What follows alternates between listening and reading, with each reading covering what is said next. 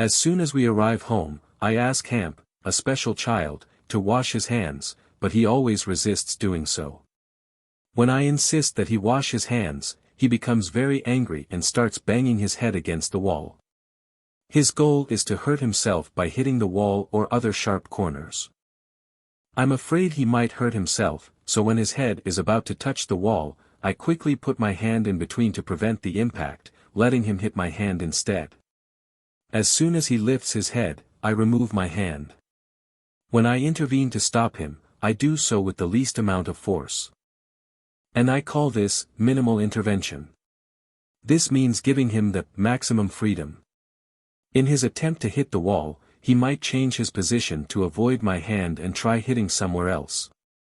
I continue to position my hand to intercept. This goes on in rounds. A repetitive process to convey my message. This is training, and I can't get tired of it. I'm not afraid of you hitting, I'm afraid of you hurting yourself. My intervention is aimed at preventing you from getting hurt, not stopping you from hitting. I precisely express my intention with minimal intervention. I make my actions accurately express my heart, not more, not less, achieving consistency of intention.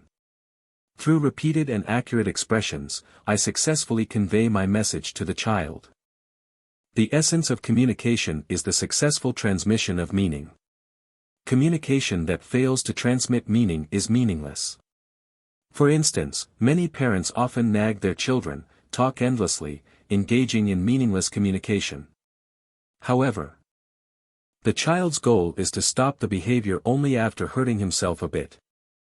I feel that a few bumps are not a big issue, and he stops hitting when he feels the pain. I use my physical strength as a means to force him to wash his hands. He hurts his head, which scares me. And he uses this tactic to make me let go. Strong-willed parents control their children through force, and vulnerable children control their parents by harming themselves. Each has their own strategy. Many of the child's problematic behaviors are actually a way to resist and control the parents. Therefore, his problematic behavior isn't the problem, it's the parents pressuring him.